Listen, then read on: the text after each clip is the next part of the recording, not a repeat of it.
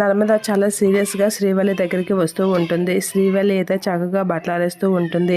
నువ్వేనా మామయ్య గారికి ఫోటో చూపించావు అని అంటూ ఉంటుంది. అది కాదు అని అనేసరికి దొంగ తిరుగు మాటలు ఆపేసి చెప్పు, నువ్వే కదా మామయ్యకి ఫొటోస్ చూపించావు అని అంటే ఏంటి అని అంటూ ఉంటుంది. ఎందుకు చూపించావు మా ఫొటోస్ అని నర్మద చాలా సీరియస్గా అడుగుతూ ఉంటుంది.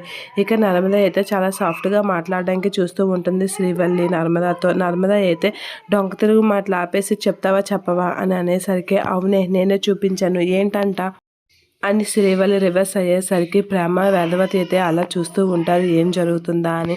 అయినా మా ఫొటోస్ చూపించాల్సినంత అవసరం నీకేంటి? ఈ మధ్య చూస్తున్నాను నువ్వు అన్ని విషయాల్లో మధ్యన ఎందుకు దూరుతున్నావు?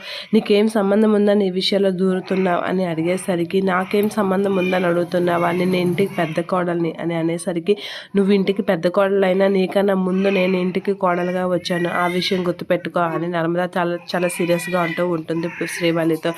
ఏంటి అని చెప్పేసి ఇద్దరు అయితే శ్రీవల్లి వాళ్ళైతే అలా ఫీల్ అవుతూ ఉంటుంది. నర్మద అయితే ఇలా అంటూ ఉంటుంది, నువ్వు ఈ రోజు నుంచి నా విషయంలో జోక్యం చేసుకుంటే అసలేం బాగోదు అని అంటే ఏంటి ఎక్కువ మాట్లాడుతున్నావు అని శ్రీవల్లి అంటూ ఉంటుంది. ఇక వాళ్ళిద్దరైతే ఒకరినొకరు వాదించుకుంటూ ఉంటారు.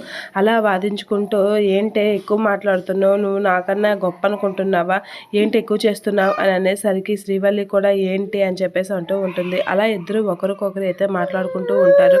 ఒకరికొకరు పైకి వచ్చి వార్నింగ్లు అయితే ఇచ్చుకుంటూ ఉంటారు. శ్రీవల్లి కూడా తగ్గకుండా అమ్మో వాళ్ళిద్దరూ కొట్టుకుంటారా ఏంటని వేదవతి అయితే అనేసరికి ఆగండి అత్తయ్య అని అంటూ ఉంటుంది. ఇక శ్రీవల్లికి అయితే నర్మద వార్నింగ్ ఇస్తూ ఉంటుంది.